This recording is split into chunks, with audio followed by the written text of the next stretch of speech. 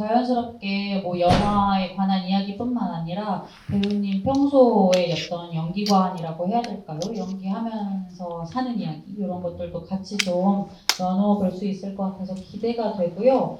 영화 보면서 궁금했던 것도 좋고 배우님한테 평소에 물어보고 싶었던 것도 좋으니까 오늘 좀 자유롭게 이야기를 나눠주시면 차근차근 네. 들어가 보도록 하겠습니다. 정말 자유롭게 화장실 다녀오셔도 되고요.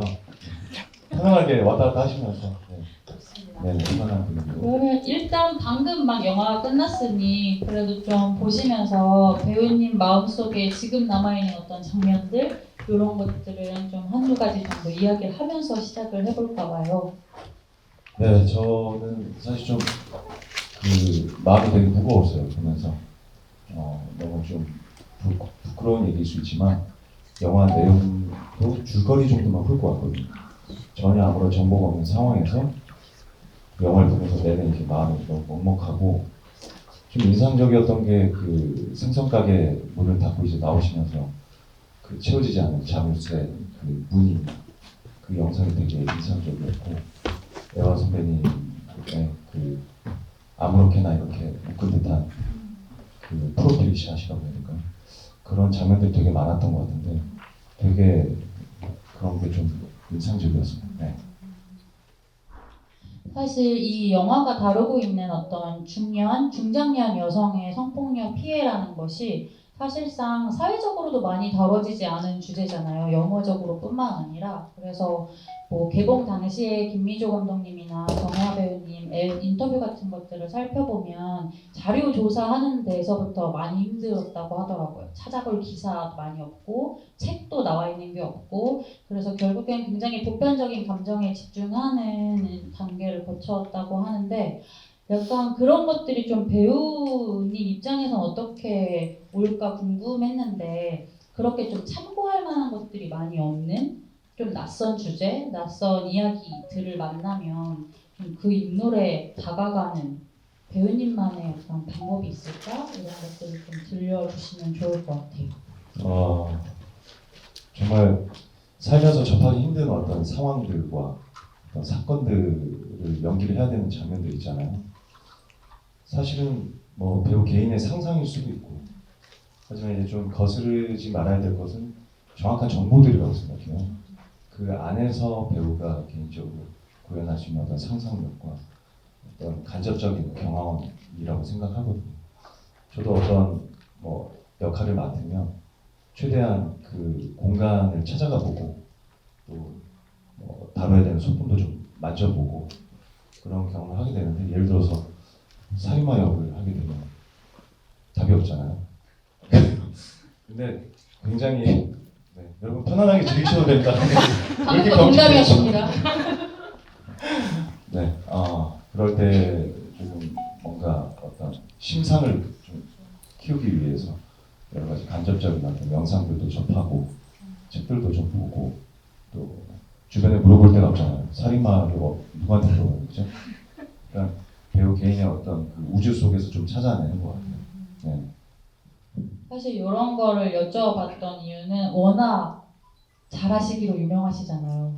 그 디테일 장인으로도 너무나 유명하고, 뭔가 저한테는 약간 지금 남두원 검사가 강하게 남아있어가지고, 근데 한 번 이렇게 작품 맡을 때마다 말투도 갈아 끼우다시피 하시는 것 같고, 사실 오늘 막 이런 안경 이런 소품들도 약간 허투루 준비하지 않으셨을 것 같다 이런 생각이 들 정도로, 뭐 의상이면 의상, 소품이면 소품, 말투나 그 사람의 평소 생활 습관, 딸기라떼를 먹는다든지 이런 것까지 굉장히 철저하게 준비를 하시는 걸로 알고 있기 때문에, 전 그래서 영화 보면서 좀 뭐 나라면 이렇게 했을 것 같다라든지, 아니면 오복을 연기한 좀 정혜아 배우님 보면서 와 저런 디테일까지 저 배우가 저렇게 구현을 했네 라든지, 이렇게 좀 눈에 들어왔던 것들이 있으면 공유 부탁드립니다. 저는 그 어떤 선택을 많이 보는 것 같아요. 배우가 그 씬 안에서 어떤 선택을 하는지. 그래서 아까 자꾸 저는 생선가게가 자꾸 남아있는데, 문을 닫으시고 잘 안 닫히니까 다시 한번 이렇게 닫고, 아주 찰나에 멍하니 서 계시다가 손을 가게 문자로 했다가 마시고 차에 딱 올라타시거든요.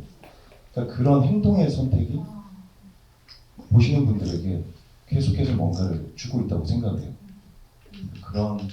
그런 디테일이 너무 저는 선배님 연기 좀 인상적이었고요.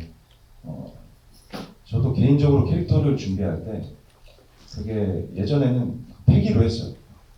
이번에 이렇게 연기해야지. 말투도 이렇게 바꾸고. 근데 어느 순간 좀 현장에 같이 일하는 우리 스태프들의 아이디어를 많이 받아들이기 시작했어요. 저라는 사람은 한정적이거든요. 네. 저도 과부하가 걸릴 때가 있기 때문에 누군가가 뭐 이런 걸 제안을 하면 그걸 좀 넓은 마음으로 수용을 하고, 네. 그리고 점점 작업을 할수록 의상이나 소품이 되게 중요하다라는 생각을 많이 해요. 그 의상이 주는 그런 착장감, 뭐 이렇게 지금처럼 타이를 하고 있으면 뭔가 조금 신경이 쓰이잖아요. 약간 뭐 어떤 조금 불편한 신발을 신으면 몸의 자세도 좀 바뀌고, 그러니까 그런 저한테 좀 달라붙는 저한테 어떤 주는 이런 것들을 많이 받아들이려고 하다 보니 조금 제가 아닌 다른 인물로 표현을 하는데 도움을 좀 받는 그런 편인 것 같아요. 네. 맞습니다. 집단 지성의 힘을 약간 믿게 되신 것 같고 네, 스태프분들 포함해서 그 맨 처음에 얘기해 주셨던 어떤 그 오복의 그런 미세한 주저함 이런 것들이 짚어주신 것처럼 관객 입장에서도 보면서 이 사람의 망설임, 억울함, 주저함, 머뭇거림 이런 것들이 좀 같이 영화 보는 시간 내내 쌓였던 것 같고요. 네. 그래서 영화를 이렇게 바라보시는구나 이런 생각도 같이 하게 됐습니다. 객석에서 이제 질문을 좀 받아볼까 싶은데요. 자리에서 손을 들어주시면 저희가 마이크를 전달하도록 하겠습니다. 영화에 관해서도 좋고 아까 말씀드렸던 것처럼 배우님한테 이렇게 직접적으로 육성으로 또 답변을 들을 기회가 많지 않을 테니 평소에 궁금하셨던 것도 여쭤봐 주시면 감사하겠습니다. 네, 그러면 손을 한번 들어 주실까요? 여러분 숨을 쉬고 계시죠? 그리고 되게 이게 고요하네요. 네네. 있으신가요?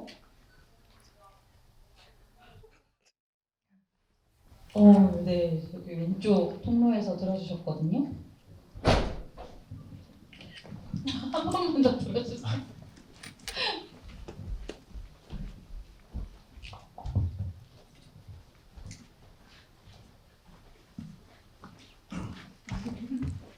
네, 안녕하세요, 배우님. 잘 보고 있는 팬 중에 한 명이고요.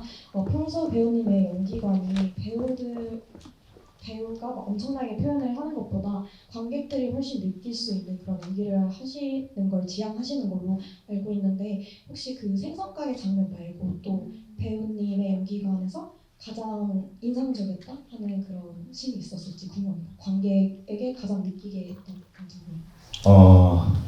그 고등학교를 찾아가셔서 엄마랑 통화를 하시면 어머니가 제가 느끼기에는 좀 치매나 이렇게 좀 있으신 것 같은데 그런 장면들인 것 같아요. 그러니까 정말 그 어떤 밸런스라고 해야 될까요? 보는 관객이 느낄 수 있게 잘 리드를 해주시는 느낌이 있거든요. 본인의 어떤 얼마나 많은 감정과 그 울컥함 내지 대사에 여러 가지 방식이 있겠어요. 근데 그런 것들을 같이 보시는 분들이 잘 따라올 수 있게 잘 리드를 하고 있다고 생각합니다.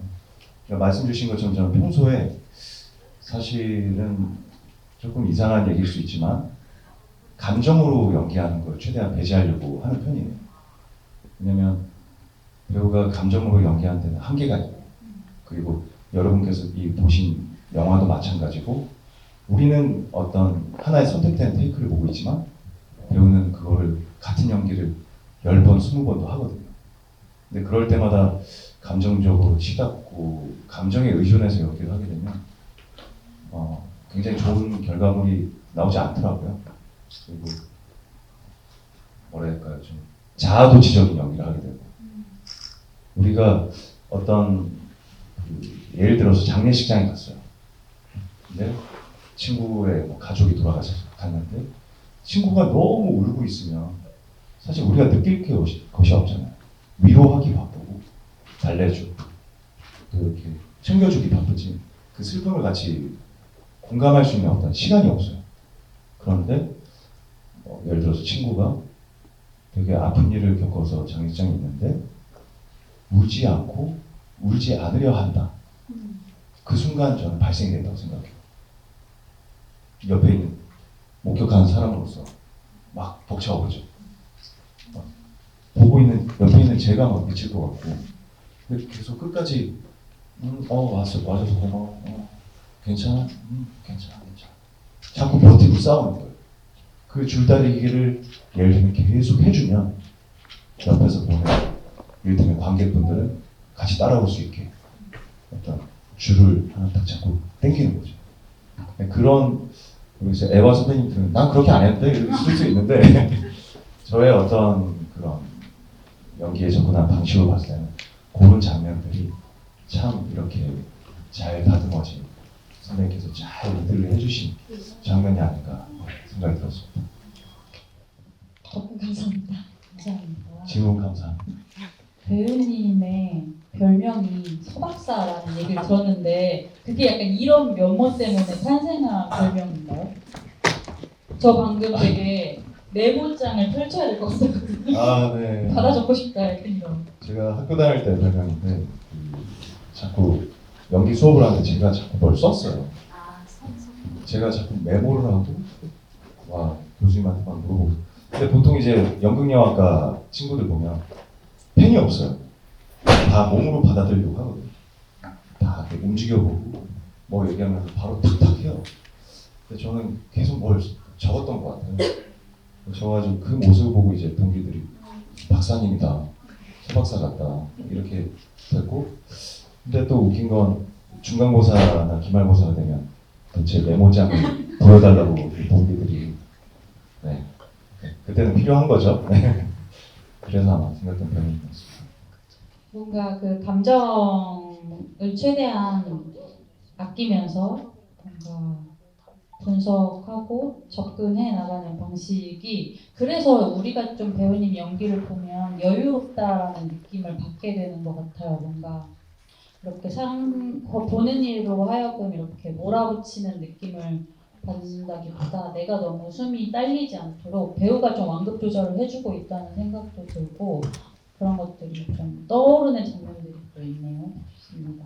그래서 아마 이 자리에도 약간 배우를 꿈꾸는 분들도 계시지 않을까 이런 생각도 들어서 좋은 것 같습니다. 다음 이야기 또 이어서 받아볼게요.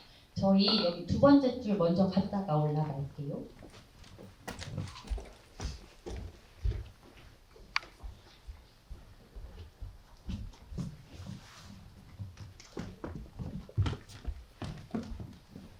네, 너무 반갑습니다. 고구마 100개를 먹은 기분이 좀 드는 것 같은데요. 저는 보면서 서현우 배우님이 이 영화를 픽한 이유가 있었겠다라는 그런 느낌이 들면서 혹시 여기 나온 역할 중에서 남자 배우고 여자 배우고 상관없이 내가 이 역할을 한번 맡았으면 이런 포인트를 가지고 이렇게 연기를 해봤을 것 같다라고 생각하는 그런 배역이 있다면 좀 알려주시면 좋을 것 같습니다. 네, 굉장히 어려운 질문 감사합니다. 그래서 제가 그 정혜아 선배님의 역할은 감이 엄두가 안 나고 좀 뭔가 저한테 조금 달라붙을 법한 고서희 선배가 했던 큰딸. 네, 되게 그 주변 인물들이 굉장히 뭔가 협력적이지 않잖아요. 각자의 어떤 삶이 있고 그 인물을 보면서 좀 공감도 많이 됐고 하지만 그 어머니가 그런 일을 당했지만 또 각자의 또 인생과 스트레스가 있는 거죠. 그걸 보면서 저도 개탄할 수밖에 없지만 뭔가 이 영화의 어떤 빌런 아닌 빌런들이지 않았나. 정말 이 셋 딸이죠. 둘째는 시집을 갔고 그리고 남편 역을 하셨던 우리 이상희 선배님. 네. 정말 네, 기분이 안 좋네요. 네, 저도 화가 많이 났습니다. 네. 그런데 그 딸 역할했던 서희 선배 역할을 만약 하게 된다면 어떤 제가 다른 디테일을 부른다기보다 그 역할로서 애와 선생님과 그 시공간에 놓여 있고 싶다. 라는 생각을 좀 들었어요. 실제로 목격하고 싶고, 그리고 그 호흡을 좀 받아보고 싶고, 그런 생각이 들었습니다. 아까 뒤에서도 네, 검은색 옷 입으신 분 중앙에 먼저 갔다가 오른쪽으로 올라갈게요.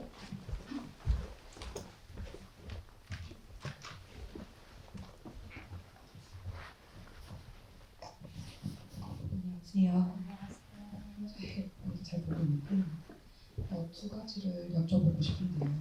오늘 이 작품을 처음 같이 보게 되었다고 해서 너무 기쁘고, 근데 이제 작품을 보실 때 이게 분리하기 힘드시겠지만 이게 사람 소연으로 보시는지 아니면 배우 소연으로 그것을 느끼시는지가 궁금하고 그리고 그 배우님이 하셨던 유튜브 강연 정말 재밌게 봤는데요. 제가 거기서 제일 인상 깊었던 게 배우도 성장을 한다. 그래서 예전에 가지고 있던 감정을 계속 가지고 가면서 연기를 할 수가 없는데 저는 배우님이 성장하시면서 어떤 감정이 제일 빨리 성장했는지 궁금해요. 그게 기쁨인지 슬픔인지 아니면 어떤 분노인지 그런 게 많이 궁금했어요. 감사합니다. 왠지 질문을 듣는데 배우님 사랑받아서 좋겠다 이런 생각이 좀 드는 애정이 느껴지는 질문이었어요. 네. 일단 영화 보실 때 어떠세요? 구분이 되나요, 그게? 사실 오늘의 이렇게 이 자리를 기획하게 된 것도 인간 소연으로서 영화를 보고 싶다라는 마음이 제일 컸던 것 같고요. 제가 얼마 전에 조조로 이렇게 어떤 영화를 보러 갔는데 이렇게 리클라이너 반 같은 되게 좋은 좌석이 있는 저 혼자 봤어요. 아침 10시 반 영화였는데 가운데 딱 앉아서 정말 이 관을 통째로 빌린 듯한 느낌으로 너무 신이 나서 이렇게 딱 영화를 보는데 영화를 보는 내내 조금씩 울적해지더라고요. 뭔가 사람들이랑 같이 보고 싶다. 정말 요즘 극장이 너무 힘들잖아요. 그래서 그런 마음에 이렇게 오게 됐고 인간 소연으로서 영화를 봐야지 하고 봤는데 역시나 보면서 분석을 하고 있고 어떤 앵글이라든지 이런 걸 보면서 감탄도 하고 저 때는 사운드 상태가 좀 안 좋은 것 같지만 옆에 그냥 여러 가지 소리가 막 들려주잖아요. 뭐 강아지 짖는 소리, 뭐 옆에 지나가는 소리, 그런 바람 소리 이런 것들이 다 섞인 가운데 배우들 대사가 자연스럽게 전달되는 걸 보고 뭔가 저기 있고 싶다, 저 공간에 놓이고 싶다 이런 생각도 많이 들었던 것 같고요. 그 배우 서연우와 사람 서연우가 늘 공존하는 것 같아요. 어쩔 수 없이. 그리고 두 번째 주신 질문은 저는 개인적으로 슬픔의 정서가 많이 성장을 먼저 했던 것 같아요. 슬프고 또 우리가 보통 촬영을 할 때도 감정씬이다 이러면 거의 눈물 흘리는 씬을 감정씬이라고 하거든요. 화를 내는 씬을 지금 이제 감정씬이니까 스태프들 조용히 해주세요 이렇게 하진 않고요. 보통 감정씬이라고 하면 이제 눈물을 흘리는 그리고 배우들도 가장 어려워하고 가장 먼저 개척을 하는 감정의 영역인 것 같아요. 근데 저도 이제 한 해 한 해 나이가 들어가고 하다 보니까 슬픔의 감정이 좀 무뎌지기 시작해요. 뭐 어른들은 이런 말도 하잖아요. 나이 드니까 놀랄 일이 없다. 뭐 이런 얘기도 하잖아요. 너무 어른들의 얘기지만 정말 점점 무뎌지는 대신에 어떤 직선적인 감정들이 좀 자라나죠.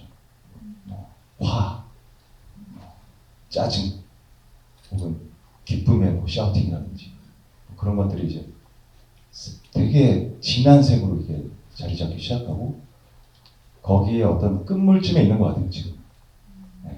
또 이제 어떤 감정이 찾아오게 될지 그런 생각을 하게 됩니다. 그럼 뭔가 좀 그래도 가장 최근에 발견하게 되는 새로운 것들이 있다면 어떤 거였어요? 제가 작년 여름에 촬영을 끝낸 그 8사 제목이 있더라고. 이제 곧 공개를 앞두고 있습니다. 네. 상영이라고 말하고 싶지만 네. 머머릭스의 거기 거기서 네. 거기 이제 오리지널 영화인데 거기서 굉장히 그 날카롭고 직선적인 감정을 많이 썼어요. 굉장히 그 보기 쉬울 정도로 제가 그렇게까지 해본 적은 없었던 것 같아요. 굉장히 큰 화와 큰 소리를 내고 네, 그런 역할이었거든요. 그래서 더 이상 얘기하면 이제 관계자분이 뭐라고 할 거 아니에요. 네, 굉장히 저한테 어떤 그런 굉장한 에너지를 요하는 제가 연극 공연을 할 때는 그런 어떤 신이 있었는데 제가 카메라 앞에서 그렇게까지 해봤나 싶은 네, 그런 장면들이 있습니다. 어서 그 발산하는 모습을 보고 싶고요. 네, 기다리고 있겠습니다. 좋습니다. 다음 질문도 그러면 이어서 받아볼게요. 네, 여기 아까 오른쪽 갔다가 네, 왼쪽으로 올게요.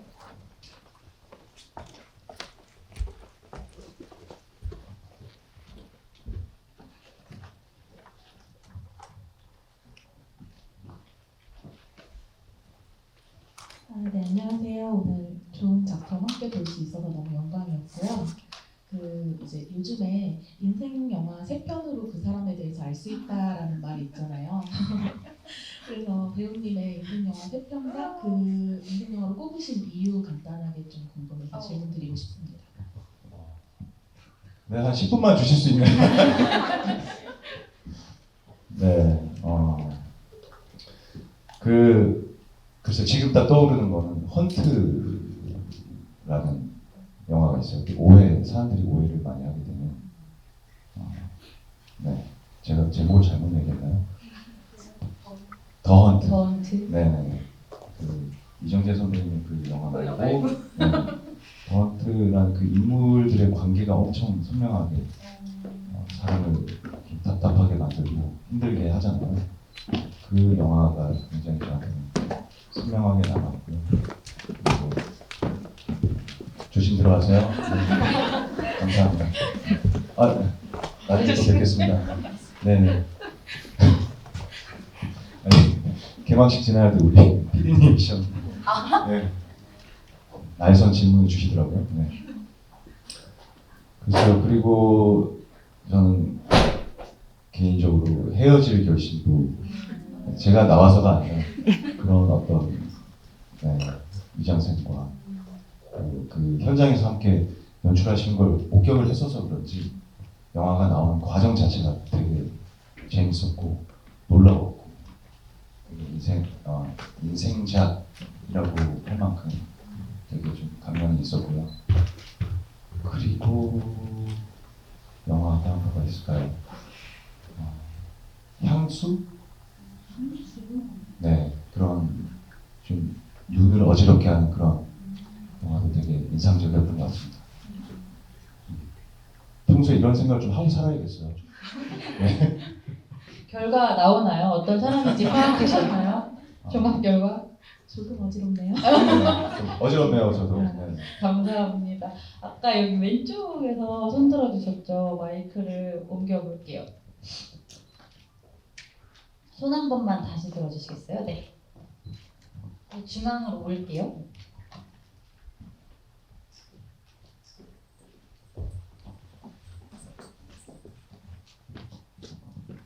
네, 배우님 덕분에 좋은 영화 잘 봤습니다. 감사합니다. 혹시 영화에서 계속 힌트를 던져주면서 약간 이게 뭔지, 그러니까 이 사건이 무슨 사건이 일어났는지에 대해서 약간 힌트를 던져주면서 영화가 진행이 되었는데요.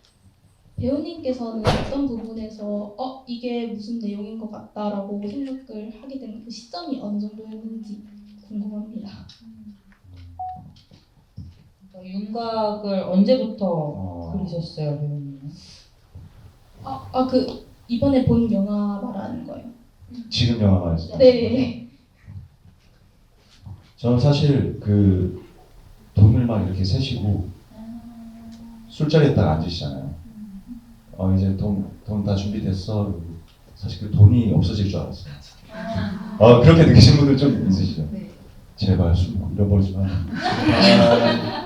에바 선배님아 제발 그러지 마 그랬는데 뭔가 술을 마시는 장면을 계속해서 일부러 그 포커스도 자꾸 아웃시키고 뭔가 희미해지기 시작하는 어떤 게 됐을 때 돈이 아니구나 라는 생각과 그 주변에 있던 인물들이 갑자기 머릿속에 탁탁탁 들어오더라고요. 그리고 한 명이 이미 지정이 되기 시작했어요. 네. 이런 거구나. 사실 그래서 지하철 올라오실 때, 계단 올라오실 때 이미 이해가 됐죠. 네. 그 같이 따라오시던 분이 피가 나고 있어요. 말을 하기 전에. 굉장히 자세하고 굉장히 빠르게 알아차리셨네요. 감사합니다. 가치가 있는 편이셨네요. 맞아요. 그 지하철 그 표정과 약간 그 몸의 어떤 움직임 이런 것에서 다들 약간 어떤 불길함, 이거 틀리지 않는구나 약간 이런 느낌을 받으셨었던 것 같아요. 아까 여기 중앙에서 나란히 손 들어줬는데 그러면은 가운데로 먼저 갔다가 이렇게 옮겨볼게요.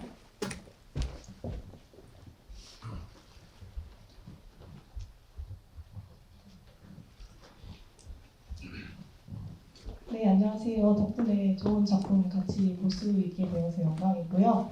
저는 영화를 보면서 제일 인상적이었던 게 정혜아 배우님께서 이제 표정 연기가 다양하지 않으신데도 뭐 증오나 슬픔 아니면 뭐 굳은 결심 이런 게 되게 잘 느껴졌거든요. 근데 이제 배우님이 여태까지 해오셨던 이제 캐릭터들을 보면은 뭔가 이렇게 강한 연기를 보여주는 경우가 많으셨을 텐데 만약에 이제 이러한 표정의 변화가 크지 않음에도 불구하고 감정을 드러내야 하는 씬을 맡으실 경우에는 어떤 방식으로 접근을 하시는지 아니면 혹시나 정혜아 배우님 같은 이런 역할을 맡으셨을 때 본인이라면 어떻게 연기에 접근을 하게 되실지가 좀 궁금합니다. 저도 이거 되게 궁금했던 거였는데 배우님 같은 배우가 어떤 침묵, 그러니까 말할 수 없는 상태 혹은 무기력 약간 이런 것들을 연기하면 어떻게 구현이 될까? 이런 게 정말 궁금하더라고요. 자꾸 이제 연기 클래스가 되는 네 번째 펼쳤어요 네. 지금. 콧물이 나오네요. 네. 그러니까 이게 배우가 과한 표정을 짓는 순간 배우의 지분이 커지는 것 같아요. 그러니까 나는 이렇게 느껴. 나는 이런 감정이야. 그래서 뭐 놀란 표정, 짜증난 표정, 슬픈 표정 이런 것들을 자꾸 제공하려 들수록 관객은 관객의 것이 아니라 배우의 것이 되는 거죠. 그 신의 감정 자체가.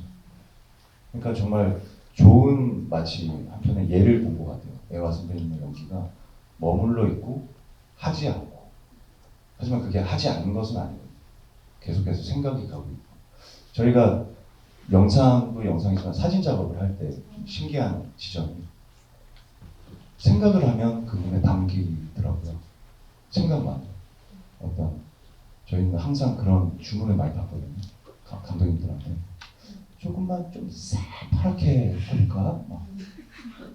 그럼 이제 좀 더 새파랗게요. 그러니까 좀 약간 조금 더 즐겼으면 좋겠어요. 혹시 조금 더 즐기게 조금 보여주세요. 그게 뭘까? 좀 더 촉촉했으면 좋겠어요. 그게 뭘까? 근데 배우 머릿속의 언어는 되게 감정적인 어떤 표현들을 다 내려놓고 행동으로만 선택을 해야 되는 것 같아요.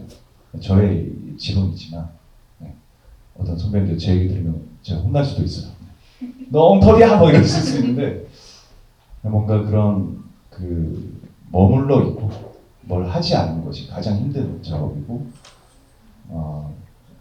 그 좋은 예를 선배님이 보여주신 것 같고 하지만 또 보여줄 때는 선명하게 또 표현을 해야 되거든요. 근데 그 단차가 정말 관객분들이 품을 수 있게 관객분들이 느낄 수 있게 하는 어떤 원리인 것 같아요. 제가 욕심내지 않고 제가 느껴버리면 되게 아이러니하죠. 제가 감정을 느꼈다고 막 펑펑 울었어요. 한 테이크가 끝났어. 같이 모니터를 하면 슬프지가 않아요. 왜냐면 제가 다 슬펐기 때문에. 서현우라는 배우가 혼자 슬퍼한 거죠. 그럼 사람들은 어떻게 찌찌찌 안 되겠다, 슬프겠다. 근데 보는 사람들을 슬프게 하는 방법은 뭘까? 그걸 계속 연구를 해요. 그게 아까 말씀드린 예처럼 눈물을 찾는 방법도 있을 거고, 아니면 어떻게 하면 내가 보시는 분들이 지금 내가 대본을 분석하고 이 작품에서 해내야 되는 어떤 이 연기를 보시고 여러분이 느낄 수 있을까? 이거를 계속 연구하거든요. 그래서 보통 소위 선배들이 힘 빼고 해, 힘 빼고 뭐 이런 얘기 하잖아요. 힘을 뺀다는 게 나의 어떤 그 자의적인 어떤 에너지로 뭔가를 하려다 보면 자꾸 힘이 들어가요. 연기뿐만 아니라 스포츠든 공부하실 때도 자꾸 막 어깨 올라오잖아요. 노트북 쓰다 보면. 이럴 때마다 한 번씩 힘을 빼주면 뭔가 내가 다 하려고 하죠. 보는 사람과 주변의 사람들이 느낄 수 있게 하는 그 기술이 참 어렵지만 머물러 있고 그리고 머릿속으로 생각하고 생각하면 제가 오늘 배가 너무 고픈데 뭐 먹지 이러고 있으면 누군가는 그 제가 뭐 어떤 골똘히 생각에 빠져 있는 것들을 목격을 하게 되잖아요. 그럼 관객은 충분히 이제 저를 목격을 하고 상상을 해내기 시작할 텐데 거기에 감독님이 제공하신 어떤 신의 구성과 스토리가 이어지면 관객이 이제 따라오기 시작하는 것 같아요. 네. 제가 자꾸 뭔가를 강압적으로 뭔가를 표현하면 그냥 혼자 즐기고 끝나는 거죠.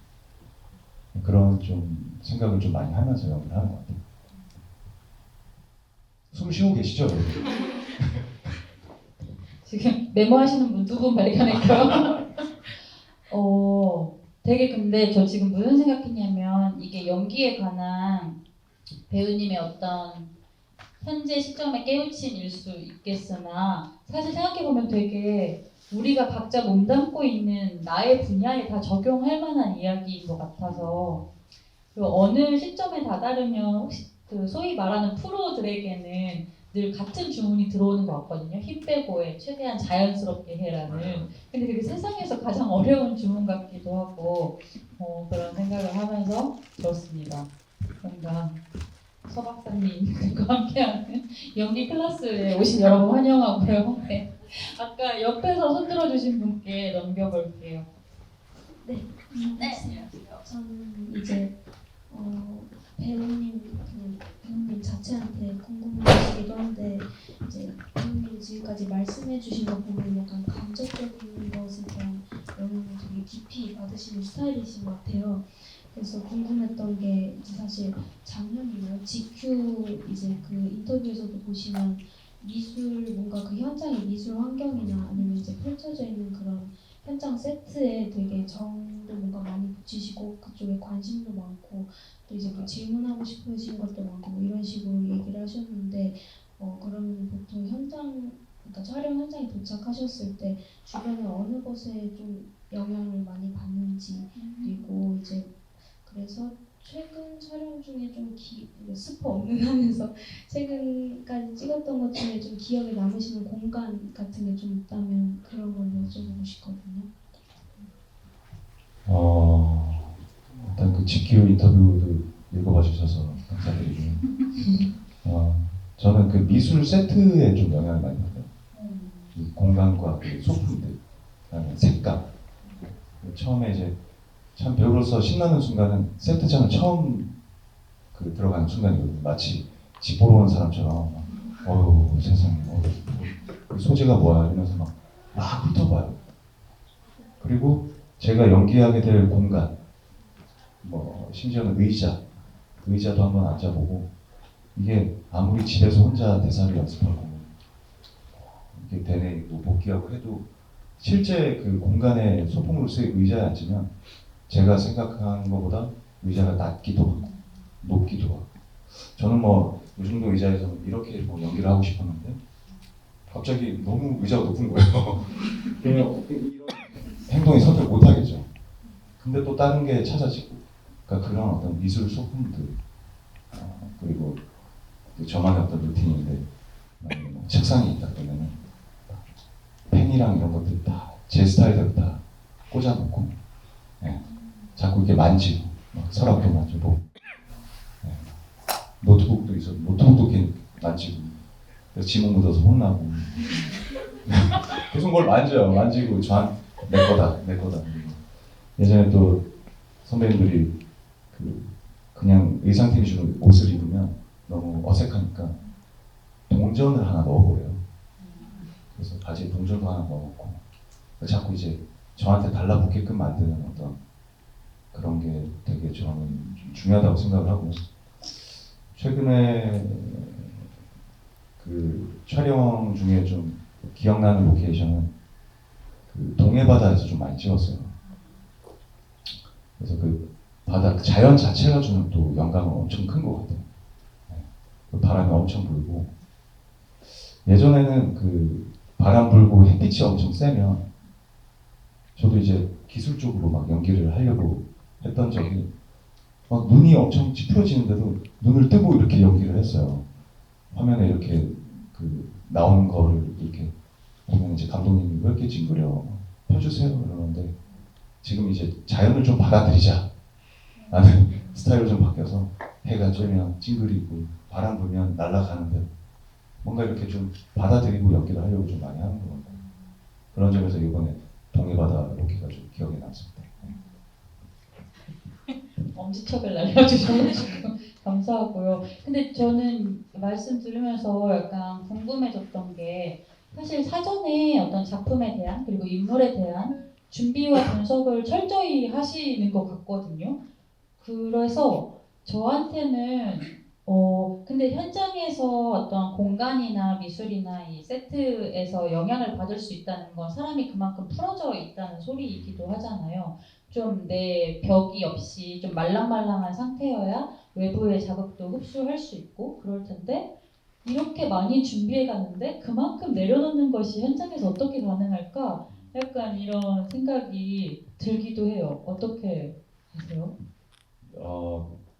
예를 들면 그런 것 같아요. 그냥 운동선수처럼 만일에 뭐 축구를 하는 축구 선수다 그러면 평소에 막 드리블 연습도 하고 슈팅도 엄청 연습하고 뭐 엄청난 걸 많이 훈련을 해놓잖아요.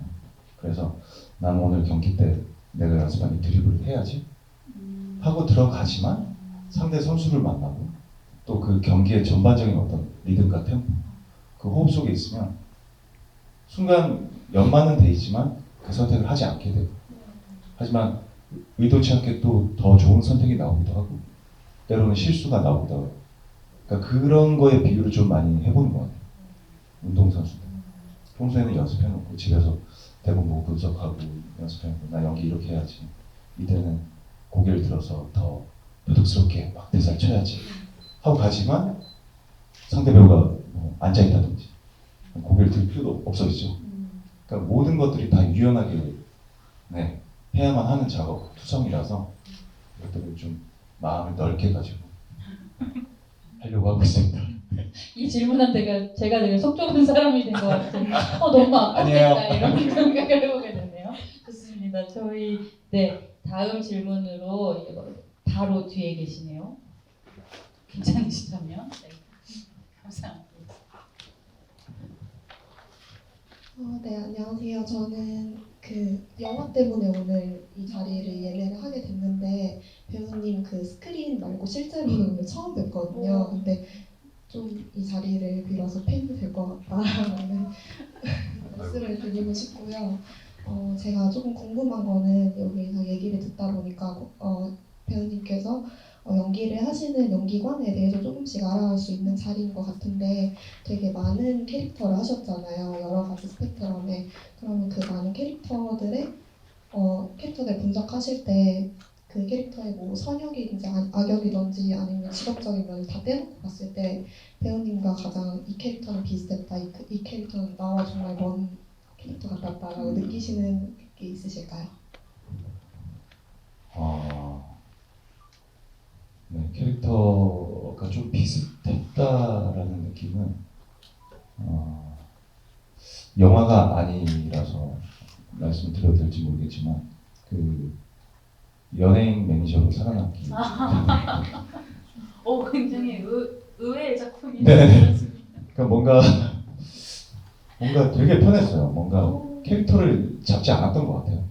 그냥 되게 좀 다소 시트콤 같기도 하고 그런 어떤 장르였는데, 코믹 장르인데 그냥 뭔가 외형적인 어떤 캐릭터, 필요 이상 분석을 하지 않고 그냥 그게 구성 자체가 정말 매니저가 돼서 배우들을 상대하는 그러다 보니까 시시각각 그 상대 배우에 맞게 그 고객의 니즈에 맞게 행동을 하듯이 정말 그렇게 되게 그냥 편하게 했던 어떤 작품이었던 것 같고요.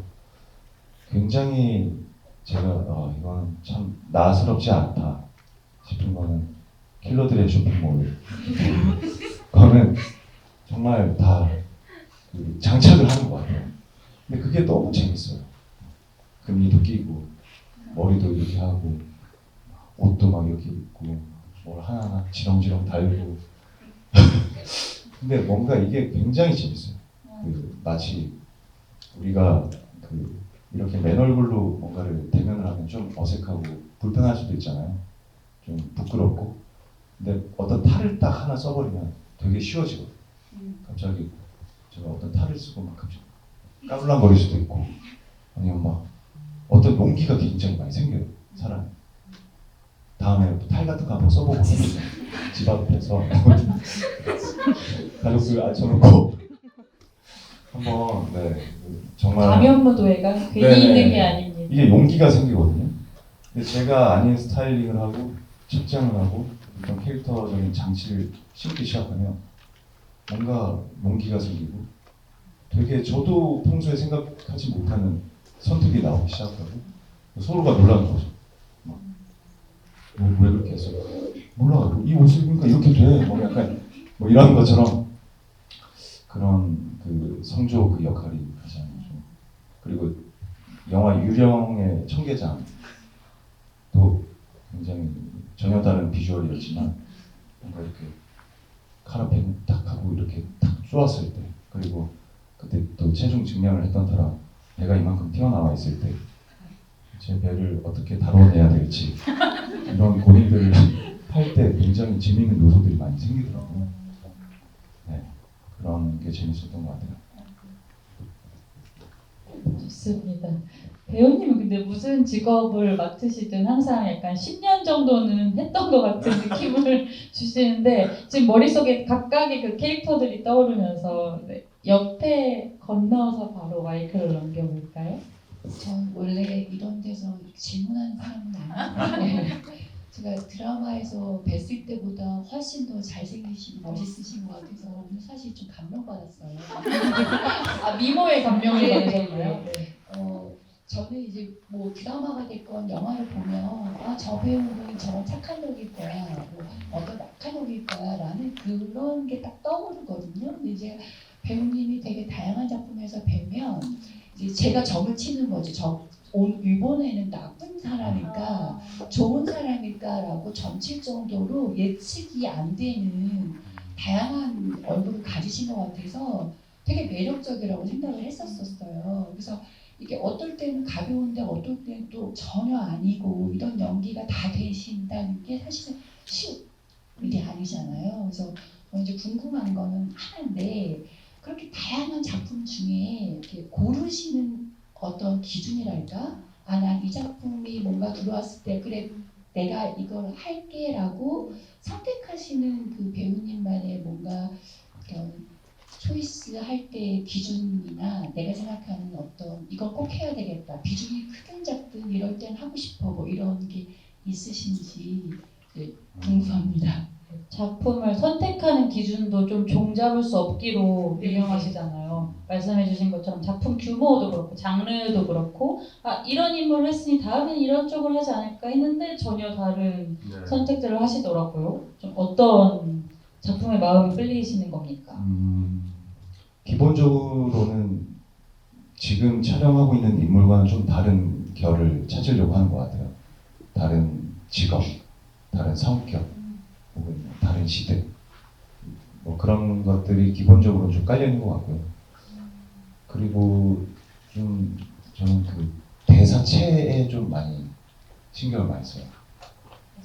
보통 이제 저희가 어떤 그 작품 요청이 와서 대본을 확인을 하게 되면 수많은 작가님들의 그 수많은 글발이 이어지잖아요. 정말 엄청난 그 세계가 펼쳐지고. 근데 이제 대사가 어떻게 쓰여 있는지, 대사 진행이나 어떤 어미나 이런 것들이 얼마나 유연하게 되어 있는지, 혹은 제가 이런 것들을 좀 수정해도 되는지에 대한 여부가 좀 저한테는 중요한 척도가 되는 것 같고, 그리고 아무래도 좀 심장을 좀 뛰게 해주는, 네, 뭔가 빌런이든 뭐 악역이든 선역이든 뭔가 제가 계속 좀 스트레스를 받을 수 있는, 이거 연기 어떻게 해야 될까, 이 고민을 할 수 있는 그런 역할이 있는 작품을 좀 더 선호하는 것 같아요. 이게 뭐 쉬운 연기도 없지만 사실 어떤 연기는 자꾸 예전에 이런 결을 해봤었어, 이거 못해도 평균은 하겠다, 자꾸 이게 안주하게 되는 어떤 작품들도 있어요, 사실. 그리고 어떤 작품의 캐릭터 연기하고 나면 그 캐릭터를 보시고 또 작품 그 섭외가 올 수 있기 때문에, 근데 이제 자꾸 혼자 말을 안 듣는 거죠. 이번에 저는 지난번에 형사 했으니 이번에는 변호사를 하겠다 이런 식으로 뭔가 그게 또 이 일을 하는 즐거움인 것 같아요.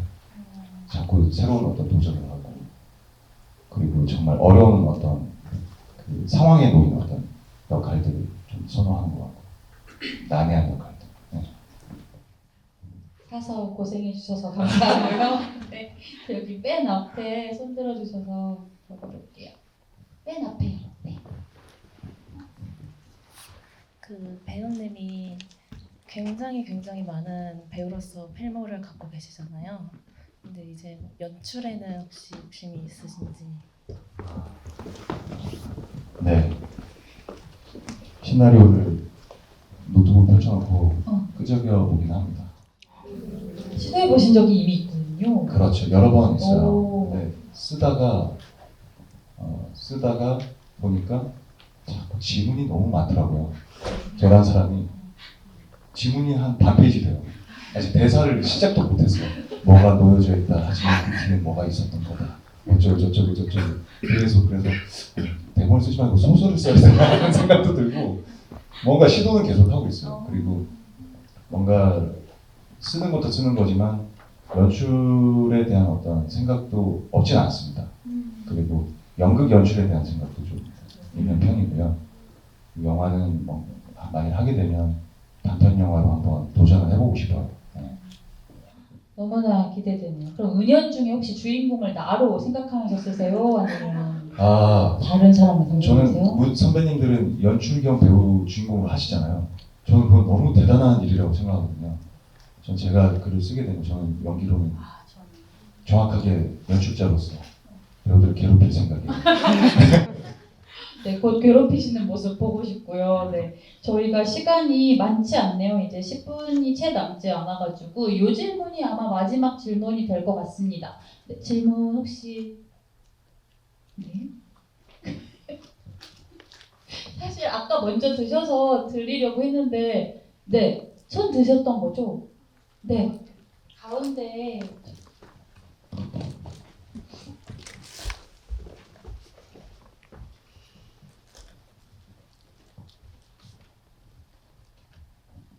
네, 안녕하세요. 영화 드라마 잘 보고 있습니다. 다른 분들이 너무 영화와 배우님의 연기에 관한 2차원적인 질문을 해주신 것 같아요. 전 좀 풍물적이고 프로페셔널하지 못한 질문을 하나 드리고 싶은데, 배우님께서 굉장히 필모마다 외형이라든지 말투, 목소리 이런 걸 카멜레온처럼 바꾸시는 걸로 굉장히 유명하신데, 사실 저 같으면 좀 제 비중이 그렇게 많이 나오지 않다거나 작품의 규모가 그렇게까지 크지 않으면 제 외형을 엄청 드라마틱하게 바꾼다거나 그런 노력을 하기 사실 쉽지 않을 것 같은데, 배우님은 어떻게 그런 강력한 동기를 어디서 받으시는지, 어떻게 그렇게 작품에 정말 몸을 내던지실 수 있는지 궁금해서 질문 드리고 싶습니다. 충분히 프로페셔널한 그러게요. 질문인데요. 되게 네. 원동력이 무엇인가요? 네. 저는 좋아하는 음식 물어보실 줄 알았는데 되게 정말 일단 그렇게 봐주셔서 너무너무 감사드리고요. 일단 그게 또 앞으로의 숙제이기도 해요. 저한테 개인적으로 너무 매번 좀 고통스러운 숙제이기도 하고 그렇다고 해서 너무 계속 파격적인 비주얼적인 변신만을 쫓아가는 배우가 되고 싶진 않아요. 좀 뭔가 향후의 어떤 작품은 좀 더 성격적이고 외형적이지 않은 그리고 조금 더 감정의 서사가 있는 그래서 그런 것들을 여러분께 제공할 수 있는 그런 감정의 소용돌이를 제공할 수 있는 그런 역할을 좀 더 선호하고 있어요 이제부터. 근데 여태까지 해온 작업을 보면 사실 아까 말씀드린 것처럼 의상이나 분장팀 그리고 감독님의 의견을 좀 적극적으로 수용하는 편인 것 같아요. 계속 예를 들면 어떤 작품을 했는데 제가 거기서 제 마음에도 드는 어떤 비주얼로 연기를 했다고 치면 저도 인간인지라 자꾸 그 욕심이 생겨요. 이거 약간 안정적이야. 이 모습으로 다음 작품도 하면 좋겠다. 라는 개인의 어떤 욕망이 올라오거든요. 근데 이거를 계속 누르고 이제 차치하는 것이 이게 또 우리 일의 숙명이라고도 생각을 하고 계속 그런 선택들이 자꾸 익숙하지 않은 배우가 된 것 같고요. 많은 분들이 이제 주변에서도 막 제가 영화를 나왔는데도 막 모르시는 분들이 가끔 간혹 있었어요. 심지어 배우를 하시는 분들인데도 배우님 팬분들이 작품 없으실 때 가장 아름답다고 그런 얘기를 하소연섭고 하시더라고요. 네. 그러니까 뭔가 이게 분장팀이 여기 흉터 하나 만들어 볼까요? 좋아요. 저는 이러고 그러니까 그런 오픈 마인드가 자꾸 저를 이렇게 만들어줬던 것 같아요. 네. 맞습니다. 오늘 뭔가 연기에 대한 그리고 배우라는 이 직업 생활에 대한 이야기를 좀 전반적으로 들어보는 시간이었던 것 같고 제가 그렇듯이 왠지 모르게 관객분들도 서현우라는 배우에 대한 내적 친밀감이 한참 더 상승하지 않았을까 이런 생각이 듭니다. 긴 시간 영화 보시고 대화 나눠주셔서 너무너무 감사드리고요. 끝으로 배우님께 그래도 좀 천천히 오늘 못다한 이야기 너무 많으실 것 같은데 관객분들 만난 소감과 마지막으로 전하고 싶은 말씀 여기서 같이 나눠주세요. 네, 아까 조조로 봤던 영화관의 상황을 말씀드렸었잖아요. 정말 저도 너무 오랜만에 이렇게 함께 영화를 보는 느낌이었거든요.